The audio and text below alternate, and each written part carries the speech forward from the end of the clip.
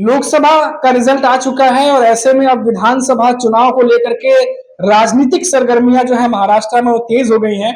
और ऐसे में चाहे सत्ताधारी पार्टी हो, महायुति अलायंस हो, या फिर हम बात करें एनडीए गठबंधन की, दोनों ही तरफ से रस्साकसी जो है वो चल रही है। और सबसे बड़ी जो राजनीति गरमाई हुई है वो इस बात को लेकर गरमाई हुई है कि कौन सा नेता किस दल के संपर्क में है। तो हमने भी सोचा क्यों ना आज इसी चर्चा को आगे बढ़ाया जाए और उन लोगों से बातचीत की जाए और टटोला जाए कि भाई हकीकत क्या है। आखिर क्या वाकई में जो दल है वो एक दूसरे के साथ संपर्क में है। तो जो ग्राउंड लेवल पर काम करने वाले जो कार्यकर्ता हैं, जो लोगों से मिलते हैं जुलते हैं और साथ ही साथ समन्वय बना के रखते हैं आला नेता जो होते हैं उनसे और साथ ही साथ पब्लिक के साथ में। तो हमारे साथ जो मौजूद हैं इस समय उद्धव ठाकरे की शिवसेना जो है ईबीटी ग्रुप, उनके तमाम कार्यकर्ता भी हैं, लोग भी मौजूद हैं। आज हम बात करते हैं उनसे। सबसे पहले आपसे शुरुआत करते हैं। बार बार ये कहा जा रहा है कि यूपीटी ग्रुप के बहुत सारे नेता जो हैं वो हमारे संपर्क में हैं। तो आज बताइए जनता को कि आखिर क्या सच्चाई, क्या है इसके पीछे, क्या वाकई में ऐसा कुछ हो रहा है या बस ऐसी हवाबाजी चल रही है। नमस्कार। पहली बात तो मैं आपको आपके चैनल को धन्यवाद देता हूँ। पहली बात तो धन्यवाद है। दूसरी बात ये है कि हमारा गुट नहीं है, हमारा पक्ष है, जो उद्धव बाला साहब ठाकरे की शिवसेना का पक्ष है। और आपका सवाल है कि अभी जो चर्चा हो रही कि कुछ नेता हमारे पास है, कुछ एमएलए हमारे पास है, कुछ एमपी हमारे पास आ रहे हैं, तो लोकसभा का जो अभी चुनाव हुआ वो चुनाव का पूरा पिक्चर वो तो आपके सामने है। और हम लोग उद्धव साहब ने पूरा महाराष्ट्र जीत लिया है और अभी लोगों का भागना चालू हुआ है। जो विरोधी पक्ष थे, राष्ट्रवादी कांग्रेस के रहेंगे, ये शिंदे गढ़ के रहेंगे या बीजेपी का, तो हम लोग ने महाराष्ट्र तो हद पार कर लिया।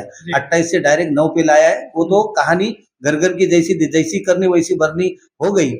लेकिन मैं कहना चाहता हूँ कि आम जनता जो है, जो सब पढ़ी लिखी है, यू फैक्टर आज के तारीख में युवा जो सेना है, युवा फैक्टर बहुत बढ़िया से चल रहा है और सब पढ़े लिखे हैं, राजनीति अच्छी तरह से जानती है और आजकल समाज वो राजनीति समझ चुका है। मैं आपको यही चाहूंगा कि लोगों को समझ में आ रहा है कि कौन किसके साथ जाए। अभी महाराष्ट्र में लोकसभा में एक तरफी डिसीजन हो गया, जो उद्धव साहब को बहुत सारे लोग लाइक कर रहे हैं। तो उद्धव साहब के पास जो आने वाले जो एमपी रहेंगे, एमएलए रहेंगे, उधर जाएंगे नहीं जाएंगे। तो हम भी आज बोल सकते हैं, हमारे भी नेता बोलेंगे कि जो बीजेपी के जो बच्चे कुछ है, सिंधेगढ़ में गए हुए हैं, जो शरद अपने अजीत पवार गुट में जो गए, ये भी हमारे संपर्क में। ये सब खेल है और 2 महीने के बाद आपको मालूम पड़ेगा और बहुत मजा आने वाला है जी। वैसे और भी लोग हमारे साथ मौजूद हैं, तो आप लोगों से भी मिलते जुलते रहते हैं और यहाँ भी आते हैं।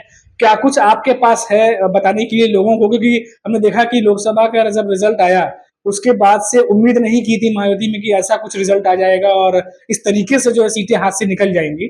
तो अब कैसा लग रहा है? विधानसभा चुनाव भी है साथ ही साथ में, और ये भी कहा जा रहा है कि अब मनोबल है जो बढ़ा हुआ है एक तरीके से। चाहे वो बात कर ले एनडीए गठबंधन के जो तीनों दल हैं, चाहे कांग्रेस या शरद पवार की एनसीपी या आपका जो पक्ष है एक तरीके से। सस्नेह जय महाराष्ट्र।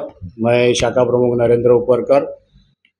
आज जो महाराष्ट्र में या हिंदुस्तान में जो हलचल चल रही है वो सब देखते हुए ऐसा लग रहा है कि ये जो ये है लोकसभा चुनाव के बाद में सब लोग कहते हैं करके हमारा पार्टी है, पर हमारे बाला साहब ठाकरे ने एक बात बताई थी करके 80% समाजकारण और 20% राजकारण।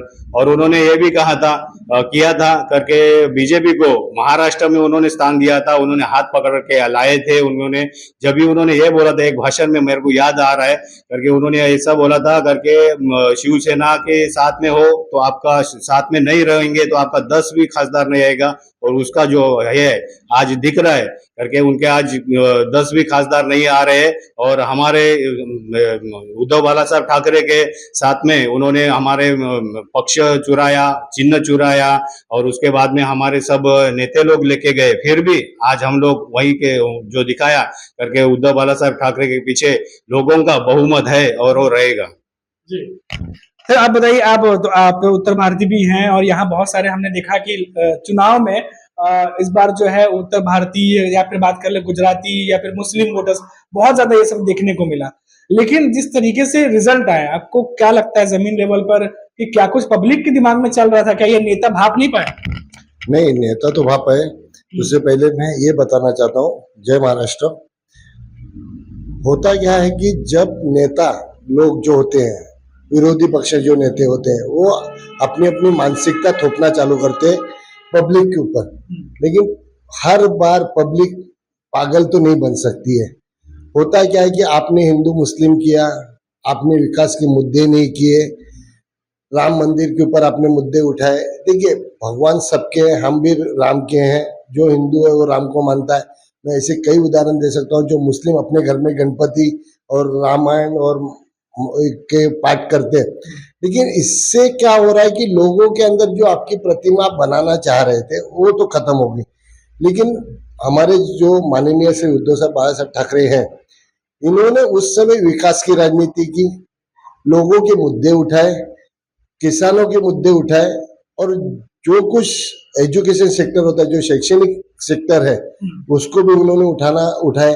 तो लोगों के अंदर ये चीज तो समझ में आ कि कौन सा नेता कौन से विषय पे आगे चल के जाएगा। जैसे देख लीजिए, कोविड के समय उनको बोला जाता है कि उन्होंने घर पे बैठ के किया, लेकिन अगर आप सर्वे देखेंगे तो ऑल ओवर सर्वे देखेंगे तो उद्धव बाला साहब ठाकरे का 1 नंबर आया था।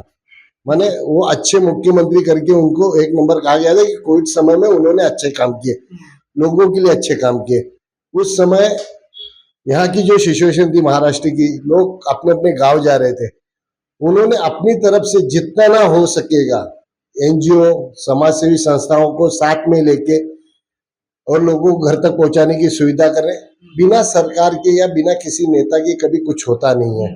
उसको पूरा का पूरा सपोर्ट, आप उस समय की जितनी भी पत्रिका है, नवभारत टाइम्स है, इंडियन एक्सप्रेस है, टाइम्स ऑफ इंडिया है, यशोभूमि है, आप वो अगर वो पत्रिका उस समय की पढ़ेंगे तो हर पत्रिका में लिखा गया था कि माननीय उद्धव बाला साहब ठाकरे ने जो लोग अपने अपने गांव जा रहे हैं उनके लिए जितनी मेहनत की, जितनी उन लोगों को लागत की, तो लोग फिर से वो वापस आए। तो उनके मन में तो प्रति यही है ना कि बाला साहब ठाकरे, उद्धव बाला साहब ठाकरे जी ने हमारे लिए कुछ किया, आज उनके फिर से रोजगार उन्होंने यहाँ पे चालू करवा के दी। तो यही सब चीजें होती है। देखिए, बोलने के लिए तो कोई भी बोल दे कि मेरे उनके 4 मंत्री मेरे साथ में है, हम भी बोल देंगे तुम्हारे 25 मंत्री हमारे साथ में है। तो बोलना एक होता है, मानसिकता होती है, साइकोलॉजिकली खेला जाता है। जैसे आपकी नारा लगा था 400 पार, लेकिन 400 पार लग ही नहीं सकता कि जब आप गठबंधन में हो। तो आप तो 38 गठबंधन लेके लड़ रहे हो और हम 28 गठबंधन लेके लड़ रहे, लेकिन बोला क्या जा रहा है कि मोदी जी ही अकेले लड़ रहे हैं। तो देखिए क्या होता है कि एक आपके सर पे 24 घंटा अगर कोई चीज को बार बार बोला जाए कि ये चीज है, ये चीज है, तो लोगों के अंदर वो चीज होने लगती है। तो उसको उद्धव बाला साहब ठाकरे ने ये दिखा दिया कि आप कुछ भी कर लो, हम हैं। तो हम जो काम कर रहे हैं, लोगों के लिए काम कर रहे हैं, जो विकास हम महाराष्ट्र के लिए सोच रहे हैं, उसी के ऊपर लोगों ने उनको वोट दिया। और इस समय उनको सब जनता ने उनका सपोर्ट किया, उनको सहकार्य किया। और जितने भी कार्यकर्ता थे, मैं महाराष्ट्र के जितने भी शिवसेना के कार्यकर्ता है, मैं उनको विनम्र अभिनंदन करता हूं उनका कि उन्होंने अपने साहब के ऊपर, अपने पक्ष के ऊपर जो भरोसा दिखा के दिन रात, जिस गर्मी में 42-45 डिग्री की गर्मी में लोगों ने जाके घर घर जाके प्रचार किए, उस वजह से आज फिर से शिवसेना जो महाविकास आघाड़ी है वो फिर से अपने मयाम पे पहुंच गई। तो इसका श्रेय तो जनता को जाता है, जनता ही जनार्दन होती है। देखिए, हम तो कार्यकर्ते होते हैं, हम लोगों के विश्वास जीतने का काम करते हैं। छोटे मोटे जितने भी काम आते हैं वो हम करने की कोशिश करते। हमारी ताकत कौन है? हमारा पक्ष है, हमारे माननीय बाला साहब ठाकरे, उद्धव साहब ठाकरे, आदित्य ठाकरे साहब है। और जैसे विभागीय में होते हैं, जिला अध्यक्ष होते हैं, शहर प्रमुख होते हैं, तो वो जो हमको मनोबल देते हैं उस हिसाब से हम लोग काम करते हैं। और लोगों के अंदर जाके उनकी बोलते हैं कि उनकी समस्याओं का निवारण करना, ये हमारे पार्टी का पहले से ही एजेंडा रहा है। इसीलिए तो आज एक शिवसेना छोटी सी इतनी बड़ी शाखा पीपल का वड़ का वृक्ष बना है, तो वो उसी कारण है। अब आपने पूछा था कि हम उत्तर भारतीय हैं, हमारे 80% उत्तर भारतीय हमेशा शिवसेना के साथ में रहे हैं।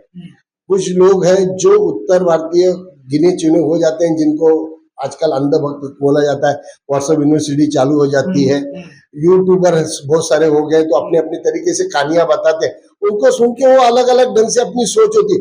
लेकिन अगर आप महाराष्ट्र का इतिहास देखें, शाहू फुले महात्मा, अगर नेहरू, गांधी और अंबेडकर, इनका बना के ही ये चीज बनी है संविधान। नेहरू जी की उस समय की जो सोच थी वो बहुत दूरदर्शी सोच थी। उसी साथ सरदार वल्लभ भाई पटेल की भी जब उन्होंने सारे राज्यों को संगठन किया तो ऐसे एक दो राज्यों को तो नहीं किया था ना, सभी को उन्होंने इंक्लूड किया था। लेकिन आप ये बीजेपी बोलती है कि वो इलेक्शन में वो प्राइम, अरे लेकिन इलेक्शन होने के पहले ही माननीय सरदार वल्लभ भाई पटेल जी के, तो देखो लोगों के अंदर आप अफवाह फैलाओगे आपका, या मैं बोलता हूँ इतने बड़े नेताओं को ज्ञान की कमी है। लेकिन अफवाह तो अब जैसे जो अभी यहाँ से जीते हैं नरेश मस्के, वो कह रहे हैं कि यूपीडी के बहुत सारे नेता हमारे संपर्क में हैं। हाँ, तो वही मैं बता रहा हूँ कैसे होता है। आप वो जीत गए, बराबर है, जीतने के बाद उनके सत्कार के लिए कितनी यूपीडी सेना वाले हमारे जो उद्धव बाला साहब ठाकरे के नेता हैं या शहर प्रमुख है या गढ़ अध्यक्ष कितने गए थे, जरा उनको भी तो पूछ लीजिए। हाँ, उनको तो पूछे कि भाई यहाँ पे इतनी शाखा, हमारे यहाँ तो कभी नहीं है, हमारे शाखे में आप जीते हो तो हमारे पास आइए ना, तो हमको पता तो चले, हम भी तो देखते हैं ना। तो ये सब झूठी बातें होती है, अफवाह फैलाने वाली बातें होती है, लोगों को बरगलाया जाता है और लोग उसमें अब बरगलाते नहीं है। लोग अब एजुकेटेड है, पढ़े लिखे हैं, तो अब सबको सब चीजें समझ में आने लगी है। तो अब कोई आने वाले विधानसभा में देखिएगा कि इसका इम्पैक्ट अलग होगा। जो आगे जीत के तो हम उनका भी अभिनंदन करते हैं, लेकिन आने वाले मीरा भाईंदर में आपको ये मैं बता देता हूँ, जो मेरा यहाँ का राजनीति समझ है वो मैं बता देता हूँ। यहाँ पे शिवसेना के नगर सेवक भी आएंगे और शिवसेना के आमदार भी आएंगे, वो भी मशाल के, नहीं तो आप बोल दोगे धनुष्य के, तो वो नहीं होना चाहिए जी। लेकिन एक और चीज है, एक बहुत बड़ा सवाल है, जैसे कि शरद पवार की जो पार्टी है एनसीपी, वहां से बहुत सारे नेताओं ने ये कहा कि अगर अजीत गुट के कुछ नेता अगर हमारे पास आना चाहते हैं तो वो नेता आ सकते हैं जिन्होंने आप शब्द का इस्तेमाल नहीं किया और जो मुसीबत में भी जो है हमारे पार्टी के साथ खड़े रहे, एक रेस्पेक्ट बना के रखी। लेकिन जो अपशब्द बोले हैं या ऐसी चीजें कर दी हैं जो पसंद नहीं आई हैं शरद पवार को या उनके बड़े नेताओं को, अब वैसे नेता को हम वापस नहीं ले सकते।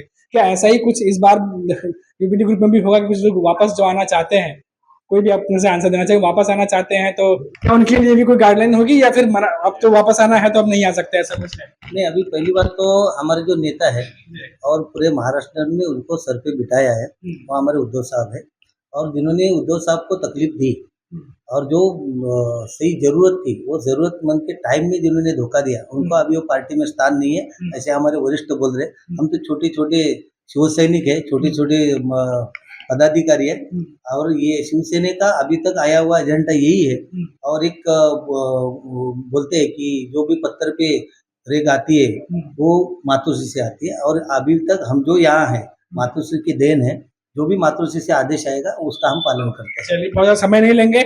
मतलब कुछ युवा भी हैं, आप लोग एकदम जमीन पे उतर करके लोगों से कनेक्ट करते हो, कॉलेज वॉलेज भी जाते हो कि बहुत सारे लोगों से आप लोग जुड़ते रहते हो। क्या लग रहा है इस बार विधानसभा चुनाव में आप लोगों के हिसाब से मैं पूछना चाहूंगा कि ग्राउंड लेवल पर आप लोगों को क्या दिखाई दे रहा है? वाकई में कुछ है एकदम मैजिक जो हम लोग को दिखाई दे रहा है, वैसा कुछ है? सबसे पहले तो जय महाराष्ट्र। मैं दर्पण गांवकर, युवा सेना विभाग अधिकारी। आपने कहा मैजिक, ठीक है, मैजिक तो कर दिया, ठीक है, मैजिक हमने कर दिया। मैजिक क्या किया मैं आपको वो बताता हूँ। मुंबई के एक बड़े नेता है भाजपा के, जिन्होंने ये कहा था कि उद्धव साहब और उनके जो संगठन में है कांग्रेस और अदर पार्टी, महाविकास आघाड़ी के अगर 18 भी जन आते हैं तो मैं राजकारण से संन्यास ले लूंगा। लेकिन इतने बड़े नेता, मेरी इतनी ये नहीं है कि मैं उन पे बात टिप्पणी करूं, बट उनको थोड़ा हिस्ट्री अगर चेक करते तो ये समझ में आता, ठाकरे ब्रांड के साथ तुम्हारे 25 से ज्यादा खासदार चुन के आए, ठीक है, और विदाउट ठाकरे के साथ तुम्हारे महाराष्ट्र में 10 भी नहीं आए। ये तुम्हारी औकात है, ठीक है। तो सबसे पहले चीज मैजिक तो हमने कर दिया। और रहा सा विधानसभा का, तो विधानसभा में हम लोग 100% श्योर है। रस्ते पे तो हम काम करने वाले कार्यकर्ता है, हमारे शहर प्रमुख है, शाखा प्रमुख है, वो हमको बहुत सपोर्ट करते हैं। और ये सपोर्ट के साथ ही हम आपको ये भी बताते हैं कि मीरा भाईंदर में आने वाला जो आमदार होगा वो शिवसेना का ही होगा। और रहा सवाल बीएमसी में, हमारे जो मीरा भाईंदर महानगर पालिका में जो नगर सेवक जाएंगे, ये लिख के लीजिए आप कि उसमें शिवसेना मशाल के नगर सेवक सबसे ज्यादा रहेंगे। और सबसे ज्यादा मेहनत काम करने वाले यहाँ पे काशी मीरा प्रभाग 14 में जो हमारे शहर प्रमुख है, ये शहर प्रमुख, ऐसे शहर प्रमुख मिलना बहुत, मतलब बोलते ना, भाग्य में लिखा होता है कि ऐसे शहर प्रमुख मिले जो ग्राउंड लेवल से लेके सबको लेके चले। ऐसे शहर प्रमुख मिलना एक भाग्य की बात होती है। तो मैं यही चाहता हूँ कि यहाँ पे शिवसेना तो आएगी, 100% आएगी, लेकिन रहा सवाल, वापस एक बार बता रहा हूँ, मैजिक तो 100% होगा ही होगा, ये आप लिख के लें। नहीं करता। अगर हम देखें, तमाम जो नेता हैं वो ऊपर की बातें कर रहे हैं। अगर हम बात करें थाने एरिया में या इस एरिया में जहाँ मौजूद है, तो क्या कुछ स्थानीय मुद्दे हैं जिस पर ध्यान देने की जरूरत है? आप लोगों की तरफ से क्या काम किया जाए? अभी फिलहाल सबसे पहले आपको जय महाराष्ट्र। अभी फिलहाल जो स्थानिक मुद्दा है वो अभी जो सत्ते में है वो दोनों, एक गद्दार पार्टी है और एक बीजेपी है। और जब से ये चालू हो गया, अभी आपको सिर्फ यहाँ पे सीसी रोड का काम चलता हुआ दिख रहा होगा। वो सीसी रोड का भी काम जब उद्धव साहब मुख्यमंत्री थे तब वो पास हुआ काम है। वो माननीय आमदार यहाँ के सरनाईक साहब तब यहाँ पे थे, तब उद्धव साहब ने ये रोड पास किया था। चलो उनकी बात है, अभी उनका पार्टी है शिंदे साहब का, लेकिन अभी जो शिंदे सरकार है ये है वेंटिलेटर पे और इनका ऑक्सीजन मास्क है बीजेपी। तो जब तक ये ऑक्सीजन मास्क है तब तक ये शिंदे सरकार चलेगी 2 महीने तक। उसके बाद जब भी अगर बीजेपी तो आएगी नहीं, अगर फिर भी आई तो शिंदे सरकार यहाँ पे रहने नहीं वाली है। सबसे पहली बात जो इन लोग बोल रहे हैं, जैसे आप इसके पहले बोले कि टूटे फूटे की राजकारण चालू है, गंदी राजनीति यहाँ पे चालू है, तो अभी भी आपको बता रहा हूँ आगे भी रहेगा। बीजेपी को मालूम पड़ गया रहेगा कि यहाँ पे महाराष्ट्र में एक ही ब्रांड चलता है, वो है ठाकरे। उनके अलावा आपको कोई ऑप्शन नहीं है। जो भी गद्दार वहाँ पे गए, जो बोल रहे हैं कि अभी हम लोग को इतने लोग संपर्क में, कल भी कुछ लोग संपर्क में उनके चले गए उधर, तो जिनको जाना है आज भी है, उद्धव साहब ने बोला है दरवाजे खुले हैं, जिनको जाना है उतने जाओ। जो स्थानिक शिवसेना, जो कट्टर शिवसेना के यहाँ के, तो आपके माध्यम से यहाँ के स्थानिक जनता को मेरी खाली इतनी विनती है कि आने वाले समय में आमदारकी का चुनाव है, नगर सेवक का चुनाव है, तभी आप राम के नाम पे नहीं, काम जो काम करेगा आपका उनको वोट दीजिएगा। राम की राजनीति बहुत होगी, आप काम की राजनीति करते। ये बोल के मैं अपना 2 शब्द खत्म करता हूँ। धन्यवाद। तो मैजिक तो होगा ऐसा कहा जा रहा है इनकी तरफ से, और जैसे कि बातें चल रही हैं कि संपर्क में है, तो जैसा कि खबरें भी रहती हैं कि भाई साइकोलॉजिकल गेम है और प्रेशर बनाने की राजनीति है। और वैसे ही देखा जाए तो ग्राउंड लेवल पे हालांकि राजनीति काम नहीं करती। हाँ, अगर बात कर लीजिए विधायकों के दिमाग से खेलने की या सांसदों के पास कोई मैसेज पहुंचाने की, तो वो पहुंच जाता है। लेकिन अब ग्राउंड लेवल पर जब आप उतरते हैं तो आम लोगों से जुड़े हुए मुद्दे ही काम आते हैं जब चुनाव जीतना होता है। और ऐसा ही कुछ करती दिखाई दे रही है एनडीए गठबंधन। अब देखना होगा कि विधानसभा ज्यादा दिन दूर नहीं है और तैयारियां लगातार जोर शोर से चल रही हैं। और जैसा कि आज हम यहाँ पहुंचे हैं कार्यकर्ताओं के बीच में, उद्धव ठाकरे खुद भी कह चुके हैं कि 288 में से 185 से ज्यादा सीटें जीतने के लिए इस बार आप तैयार रहिए। अब देखना होगा कि क्या उतनी सीटें वो निकाल पाते हैं या नहीं निकाल पाते, ये तो वक्त बताएगा। और फिलहाल अभी के लिए आप देखते रहिए 4 PM महाराष्ट्र। फिर लौटेंगे तो बात करेंगे किसी बड़ी खबर पर। तब तक के लिए मुझे इजाजत दीजिए। नमस्कार।